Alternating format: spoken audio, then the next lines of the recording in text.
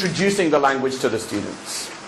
Here's the grammar, here's the vocabulary, but typically the language is not met many times in course books, and we'll look at some of that reason, that data in a minute. But we need, as well as that, we need to have consolidation of that knowledge. We need to strengthen that knowledge through extensive reading and or extensive listening. So these are how they go together.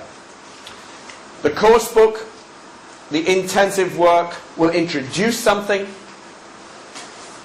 and the reading, the easy reading, will help to develop that knowledge. And we'll look at how that works in a moment. So intensive reading builds language knowledge, extensive reading practices it. You can think of intensive, we'll go back again. You can think of intensive reading as driving lessons. Going to driving school and taking driving lessons, or piano lessons, or tennis lessons. You go to tennis club and you practice your forehand, and then you practice your backhand for hours. Extensive reading is playing the game. It's actually driving on the road. When you're doing extensive reading, you can think of driving on the road where you would be, as you drive, not only are you controlling the car, but you're watching for the child over here who may run on the road. You're looking at the weather. Is it going to rain? Do I have enough gas? Yes. Listening to someone talking to you, or maybe the radio. Negotiating how you move with all the traffic. Positioning yourself on the road, when to turn left or when to turn right. So the interaction with the environment is what you do when you drive. That's exactly the same with extensive reading. You're interacting with English. The grammar, the vocabulary that changes all the time. Yes? You're interacting with it. You're learning how it all fits together. Rather than just practicing it piece by piece by piece. So we need both of those. We need the driving lessons and we need practice on the road. Good drivers are not made when they come straight out of driving school. You develop that over time. We have to have both of these. So, let's look at how we would typically, the kind of language that we would typically learn from a typical course book. I'm going to give you some data now from a course book which is a very typical, let's say junior high, senior high course book. There's 5 levels that I'm the author of with some other people. And it's 5 levels. In total, there are 225 words in the series of 5 books. And this is the amount of data that students would get, the amount of language that they would meet from their course book over a period of about 4 or 5 years. Okay? And this compares very similarly to the volume of text that you would meet in typical Korean junior high, senior high texts. Okay? In the 5 books, across all of those years, they would meet 225,000 words. Okay? Let's look at the data a little more carefully. Okay, alright. Hope you've got your glasses on. Right. So, this is a breakdown of the vocabulary here. Okay? So, there were 3,239 different words in all 5 books. Okay? 456 of those words were met 50 times or more. Okay? There were 202 words which were met between 30 to 49 times. And there were another 225 words which were met 20 to 29 times. Now some of you may know how many times you need to meet a word in order to learn it and keep it in your head. And it's around 20. Plus, minus. Okay? It's around 20. So this is sort of our cut-off point here. So what does that mean? Well, if we look at these words here, which are very, very common, 40 different words, that's the function words, that's in, of, the, by, some, any, he, she, it, right? That, these, those. These words account for, we're going to have a 41% of all the text in the book, in terms of volume. These words, the function words, come again and again and again and again and again and again, every sentence. So 41% of the volume of the entire course book is only 40 different words. Right? So that leaves about 160,000 words for content vocabulary. Okay? If we set acquisition at 20 occurrences, we can then expect the students to know about 883 words. We can expect them to know, really know these words, about 883 at the end of several years of study. Okay? But they would know about another 200 words. About another 200 words would be known productively. Notice that that's 883 words receptively, meeting them. That doesn't mean they can use them in their speaking. And typically, your productive, your spoken, your written vocabulary is about a quarter of your receptive vocabulary. So, at the end of the 5 years, or 4 years, or at the end of this course, they would know only 200 words productively. Does that sound like your students, at the end of high school, how many words they can actually say and actually use reasonably quickly? Not that many, right? And this explains why.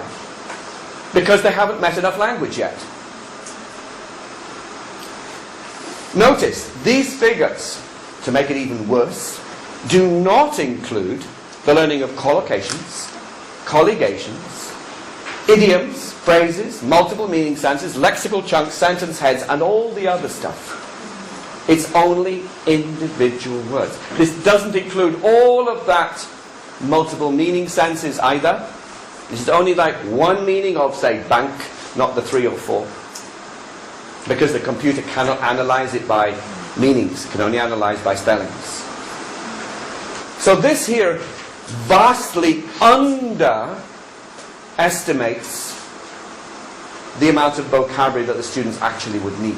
And if a typical student needs to do reasonably well in English, which is about 6,000 words, to be able to read quite well in English, and to be able to speak quite well, maybe 2,000 or 3,000 words of vocabulary, we can see they're only going to be learning 883 words. We shouldn't be surprised that our students don't know much language.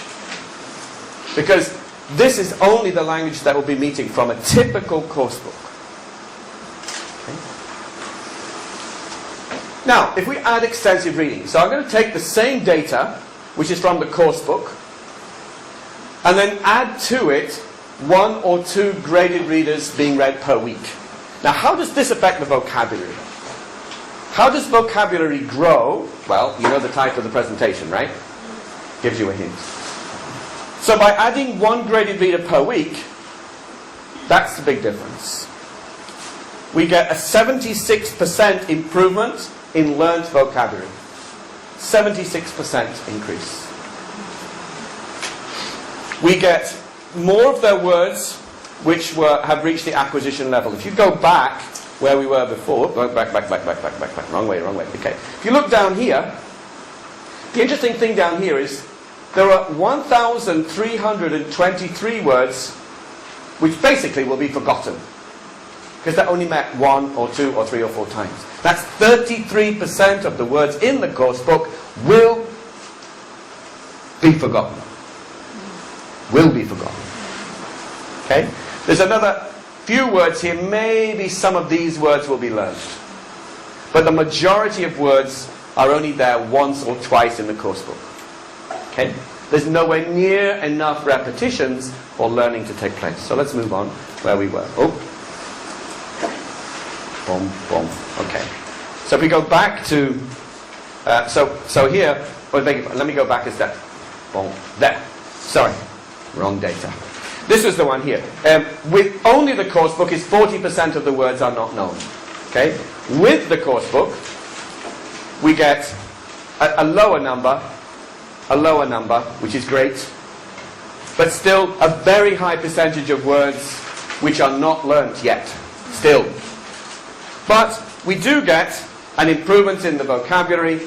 There's a smaller percentage of unknown words. They'll have a better sense of how the language and grammar fit together because they've met more language. Okay?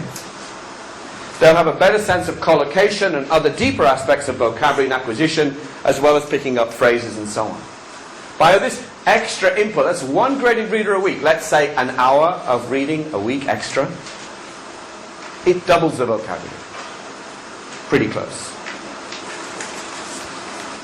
So what are graded readers? Let's just be sure. Graded readers are storybooks, not always storybooks, but typically storybooks, for learners of English, written at various difficulty levels.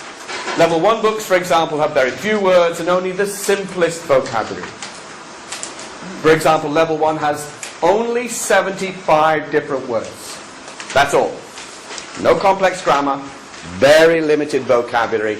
The aim only to work on that vocabulary.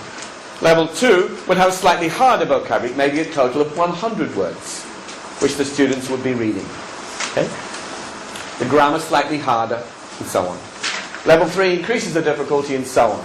So the students progress through the levels by reading books that mirror what they're learning in their coursework. Okay? So when you're doing Unit 1 or Unit 2 of your course book, the students are reading material which only covers what they've done so far. Level 2 books would then support that. These are some typical graded readers that you will find here in Korea. Here's some more. These are by a foreign publisher. Here's some other ones which are fiction materials. And there are probably around 2,500 different graded readers available for students to read. About 2,500. So let's just look how this works. Graded readers are graded. By graded, I mean they go through in steps. They go up in steps like this. However, before you start extensive reading, it's absolutely vital that your students have some phonics instruction first. Absolutely vital. Reason for that is the Korean system is where the sound and the letter correspond every single time. In English, as you know, they don't. Native children take 2 years longer than Korean students to learn to read in their first language because the spelling and the sound of the words is not the same. It takes native kids longer than Korean kids to read in their first language. Same for Italian, same for Spanish, and so on. So, it's really important that Korean students see this match between how words sound and how they are written. Go from the sound to the spelling. My advice is, forget the ABC song. That's probably the worst song ever invented because it really doesn't help students.